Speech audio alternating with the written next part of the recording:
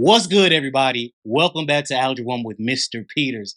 Today, we're talking about fractional exponents. So I'm going to show you guys how to solve fractional exponents, and then I'm going to explain to you guys the biggest mistakes so that you could avoid them and get more of these problems correct.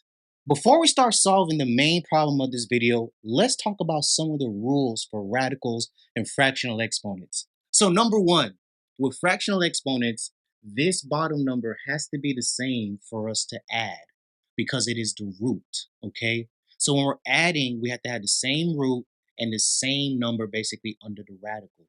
So when we bring this into radical form, this is the square root of 32 plus the cube root of 16. And as you notice, the index slash root is not the same. We have a square root versus cube root, and then the number under the radical is not the same. So we cannot do anything with this problem. Now we go over to our second example, and now we notice that we have the same root. So what we need to know right here is 12 to the 1/2 power, or anything to the 1/2 power, is the same thing as its square root. So right here, these two things are the same thing. So if I want to break this down, this is how I do it. So we know 4, right? We know that 4 times 3 goes into it, and we have our power on the outside. All that is saying is, hey, we have radical 4 times radical 3. Now, when I apply the exponent to it, we know that the square root of 4 is just 2. This stays the same because we can't break it down. So this turns into 2 times radical 3, right? So this is what this is saying right here when we switch the form. Now, when we go over to here, we cannot break 3 to the 1/2 power down anymore. It's in its simplest form. So now we bring it down to 3 and 1/2, and we notice that we have the same base. Now that I have the same base, I could add these by just combining the coefficients. So I have a coefficient here of 2, and we should know that this just counts as 1. So my answer, if we kept it in the same form, would be 3 times 3 to the 1/2 power. If we were in radical form, we would have 2 radical 3 plus radical 3, which will give us 3 radical 3. Now, what makes this problem different from these two? It's going to be the fact that we're multiplying. So the rules that I just talked about do not apply here. But there is one key rule that does apply, and I'm going to show you. So let's erase real quick. Have my eraser over there, guys. Sorry. All right. So the biggest thing we need to know with multiplying radicals.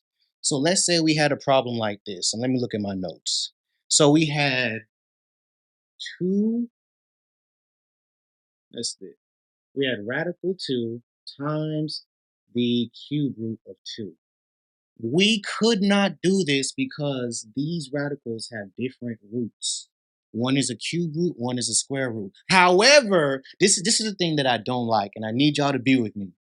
When we switch it to this form, we can combine those exponents even if they don't have the same base. So this is what I mean, right? So a lot of kids are going to think that the base is 2x or 3x. So they'd say, Peters, I can't combine them. Guys, no, no, no, no, no, no, no. The base is actually x. So we do have a common base. After we multiply our coefficients 5, 2, and 3, I'm going to get 30. And I'm going to have x to the 3 over 4 times x to the 1/5. Now, when we think about properties of exponents, when we're multiplying with the same base, we add our exponents. So to solve this, we just need to add by coming up with a fraction that has the same denominator.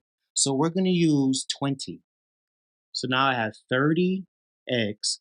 And to get this to 20, let's just switch colors so this sticks out. We're going to multiply this fraction by 5, top and bottom. So I'm going to get 15 over 20. And then when I go to my second x, we're going to multiply top and bottom by 4, right?